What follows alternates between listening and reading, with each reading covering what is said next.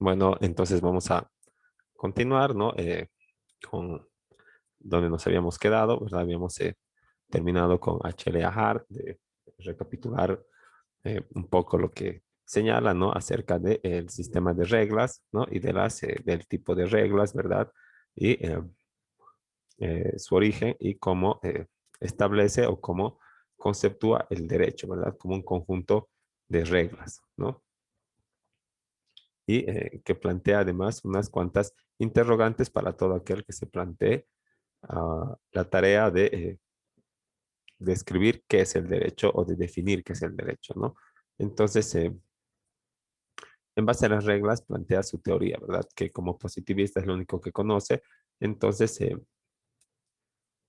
acepta que las reglas no son completas, son inexactas a veces, y en ese caso vamos a tener que recurrir al criterio del juez, ¿verdad?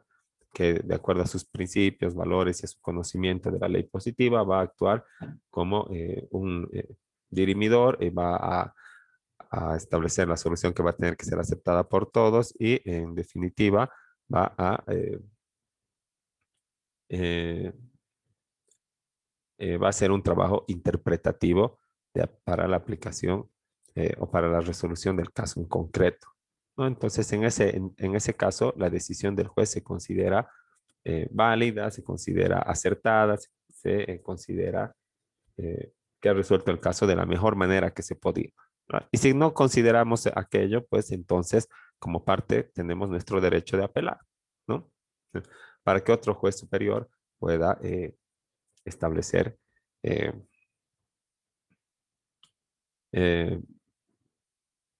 eh, puede establecer, digamos, alguna eh, modificación a la sentencia o en su caso la deje sin efecto, ¿no? Pero también puede ser que la ratifique y si la ratifica en todos sus puntos, tampoco es chiste, pues, apelar, ¿no? Eh, Como estás perjudicando al que sí tiene el derecho, ¿verdad? Y tal vez algunos apelan por apelar, entonces hay costas, pues, o sea, tú vas a eh, pagar un monto de dinero a favor de del que ha hecho ratificar su sentencia en la apelación, ¿verdad? Solamente porque has hecho tardar, porque, bueno, eh, se ha decidido que ha sido un incidente dilatorio, ¿no? Entonces, pasaremos, ¿no? De H.L.A. Hart y vámonos a ver lo que señala este Jürgen Habermas, ¿no? Um, filósofo del derecho concibe el derecho objetivo, o sea, el conjunto de normas y reglas, ¿no? Que están vigentes en un tiempo y lugar determinado, ¿no? Y le dota de una función que es la de estabilizar la sociedad, o sea que tiene un carácter social integrador, ¿verdad? Su principal tarea y su función, la función del derecho es estabilizar la sociedad. Entonces, solamente es válido si cumple esta función. Y si no cumple esta función, pues no puede ni ser llamado derecho y no tiene razón de ser, ¿verdad? Entonces, las normas, por consiguiente, deben llenar dos condiciones contradictorias, ¿verdad? Imponer ciertas conductas fácticamente, o sea, tienen que,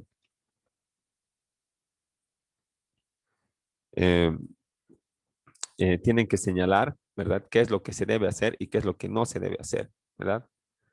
En el plano de la realidad, ¿no? O sea, moderando la conducta de la sociedad, ¿no? Pero a la vez esta conducta, ¿verdad?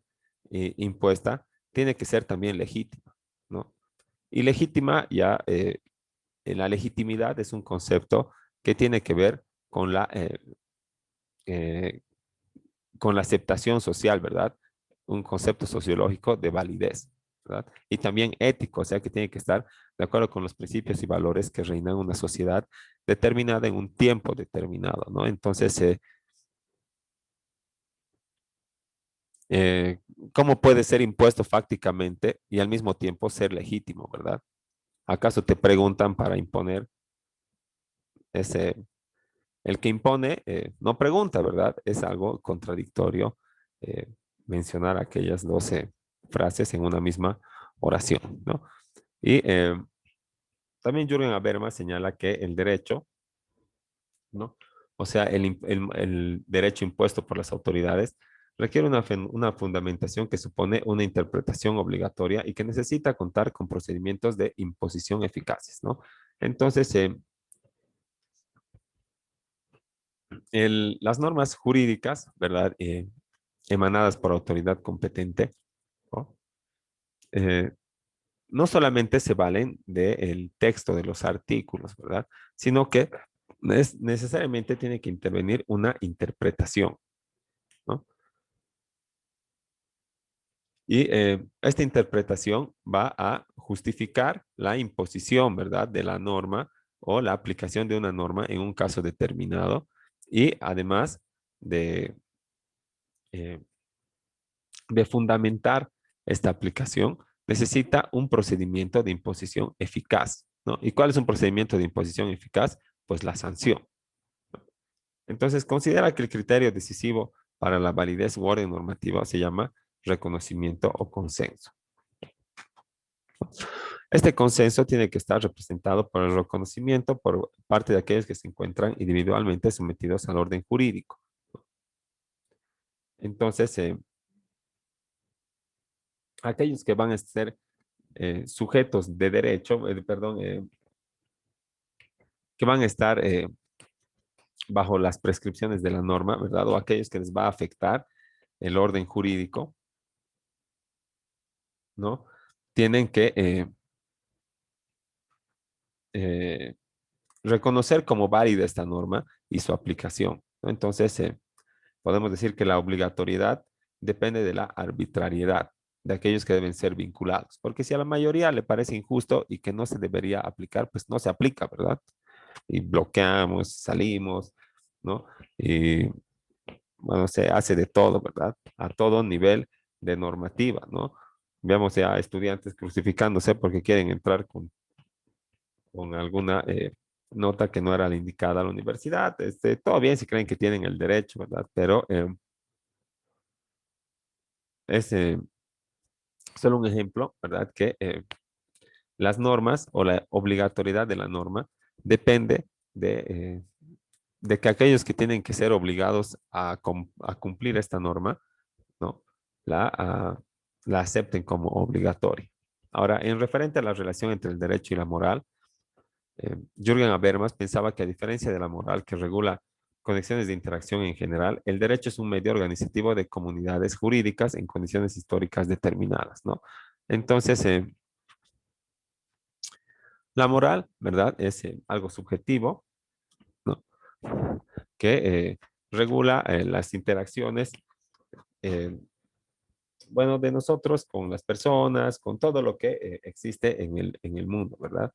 Y lo regula desde un plano interno, ¿no? Y desde este fuero interno, la única eh, sanción a no cumplir esta regulación, o sea, lo que yo creo que es bueno y es malo, ¿verdad? Tal vez debería darle el asiento a una persona de la tercera edad que se sube al micro, ¿no? Con sus bolsas, pero estoy muy cansado, ¿no? Y no me paro y me hago al loco, entonces, obviamente, he faltado a las buenas costumbres y a la moral, ¿verdad?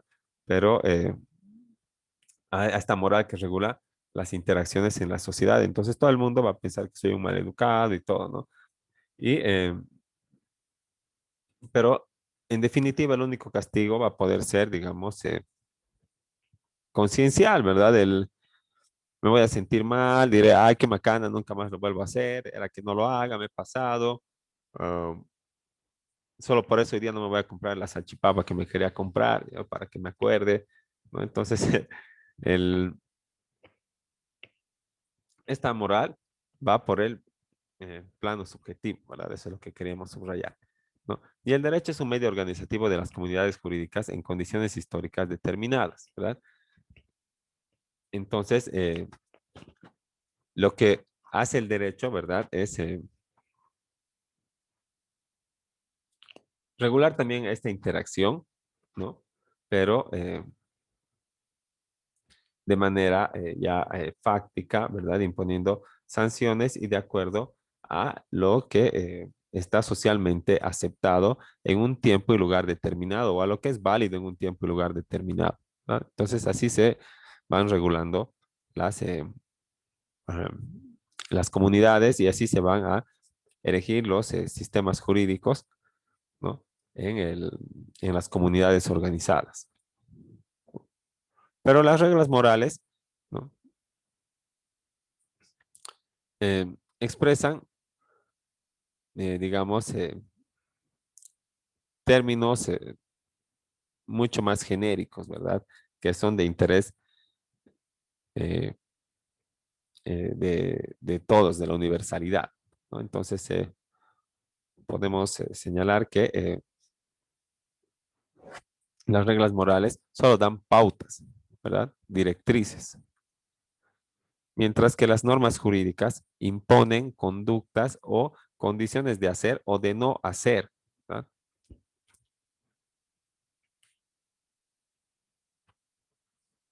Y este hacer o no hacer, ¿verdad? Que la norma obliga, eh, no está en capricho de sí misma, ¿verdad? O creada por capricho de sí misma, o no está para favorecer a una persona o un grupo de personas, sino que, eh, entre comillas, o debería estar en interés de una comunidad determinada, ¿no? Ahora, como podemos apreciar, las normas morales son mucho más amplias que las jurídicas, ¿verdad? Las morales pretenden tener algún tipo de aceptación o universal, ¿verdad? Que estén vigentes en todo tiempo y lugar, como el ideal de justicia, ¿no? Y las normas jurídicas regulan una comunidad determinada de acuerdo a los usos y costumbres de esta comunidad que vive dentro de un territorio determinado y que está sometido a un poder constituido, ¿verdad?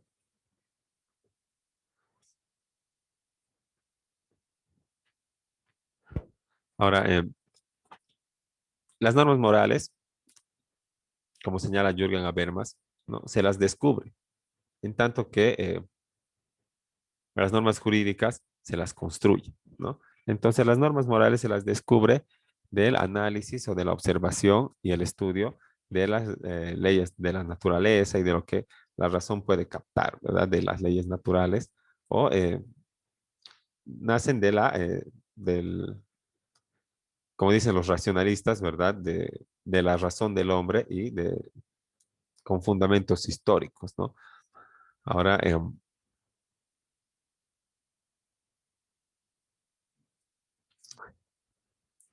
entonces, las normas morales, ¿no? Así puestas, se las descubre, ¿no? Mediante esos procesos empíricos o de investigación, ¿no? Y las normas jurídicas se las construye, ¿no? Y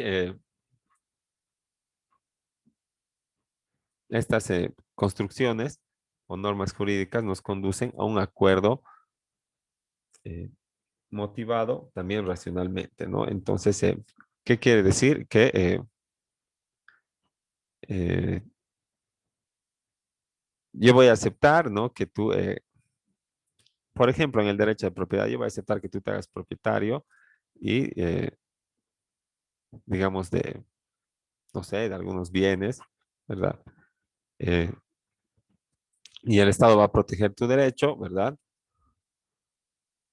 Y al mismo tiempo, tú también vas a tener que respetar las cosas que son mías porque no te las vas a poder apropiar como te has apropiado, digamos, tal vez de manera legítima, ¿no? De esos bienes, pero no puedes apropiarte de todo lo demás, ¿no? Entonces, en tanto las normas jurídicas ¿eh?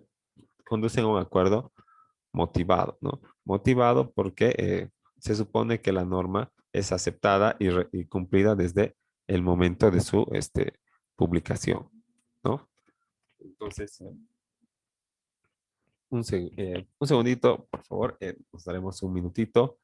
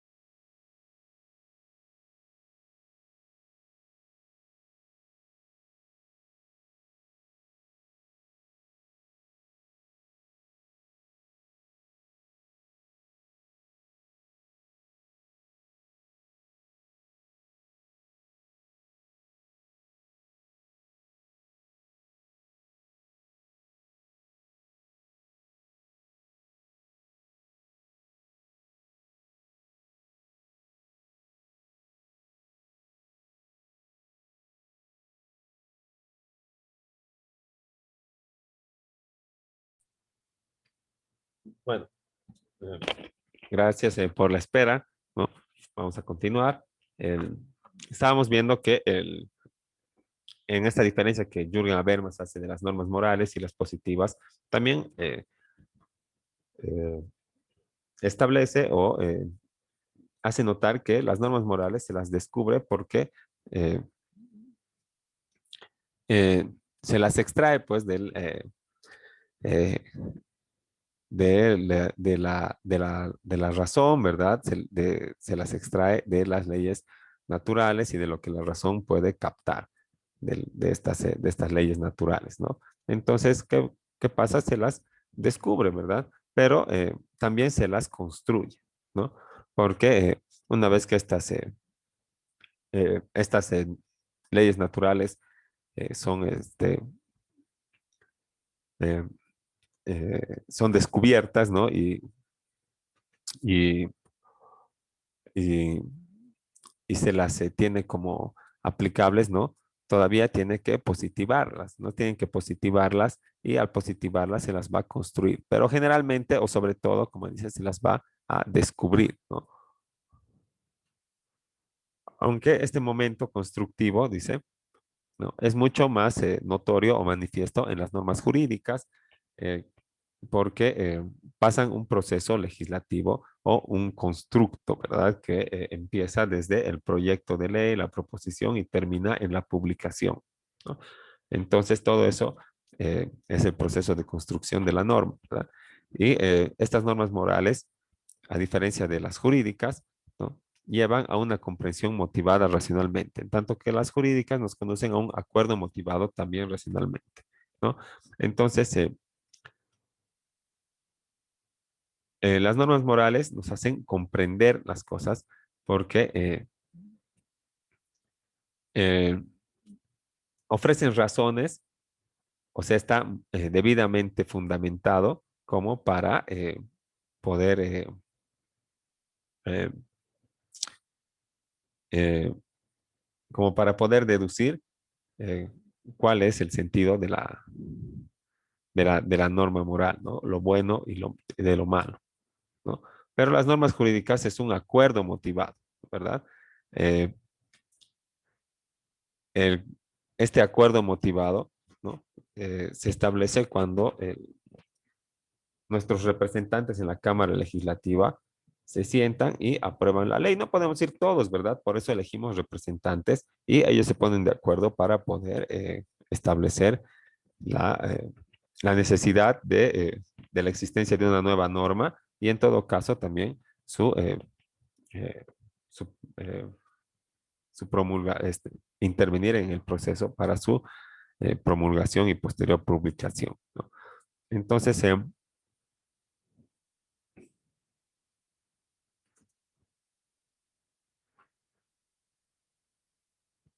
como dice Jürgen Habermas, ¿no? En un caso, nos convencemos de que tenemos deberes, ¿verdad? Y en el otro, que hay que aceptar ciertas obligaciones, ¿no? Entonces, las normas morales conllevan deberes también morales, ¿no? Y las normas jurídicas conllevan obligaciones, ¿no?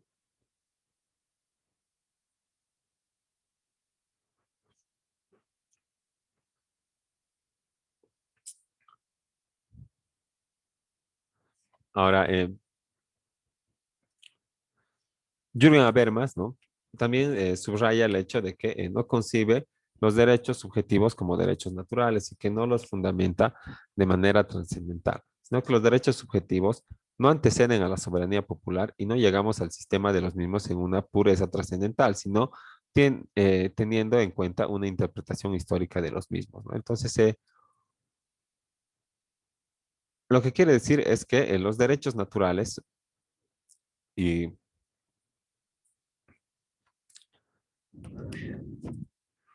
eh, no pueden ser anteriores, o sea, no pueden estar vigentes en todo tiempo y lugar, porque esto quisiera decir que son anteriores a la soberanía popular y no pueden ser anteriores a la soberanía popular porque de esta derivan, ¿verdad? Los derechos, ¿no?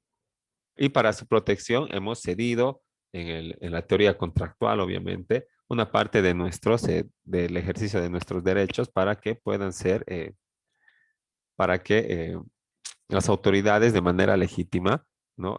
Regulen la vida en sociedad, ¿no? Entonces, estos derechos subjetivos, ¿verdad? Eh, no tienen esa pureza trascendental, ¿verdad? De ser válidos en todo tiempo y lugar, sino que siempre están tenidos en cuenta con una interpretación histórica. En diferente tiempo y lugar, diferentes cosas eran, bueno, diferentes, sí, bueno, diferentes cosas eran aceptadas como derecho y solo algunas personas eran eh, tomadas en cuenta como posibles titulares de los derechos y todos vivían bien porque ese era el régimen, ¿verdad?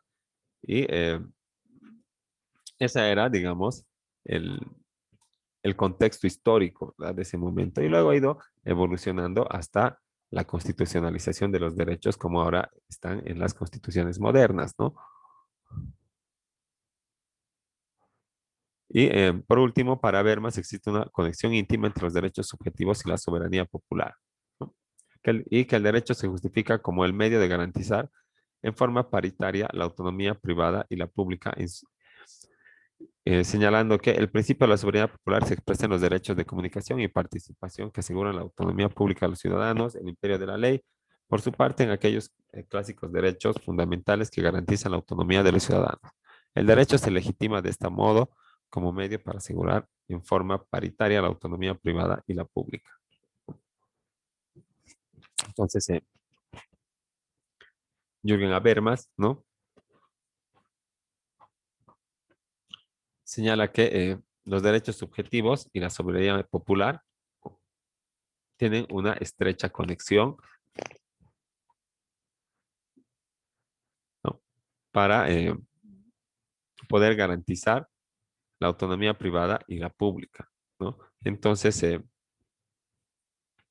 la soberanía popular se ejerce, pero siempre para poder optimizar de mejor manera el ejercicio de los derechos individuales, ¿verdad? Y la soberanía popular se ejerce a través de nuestras instituciones, ¿verdad? Porque no vamos a ir todos a todo lado, ¿verdad?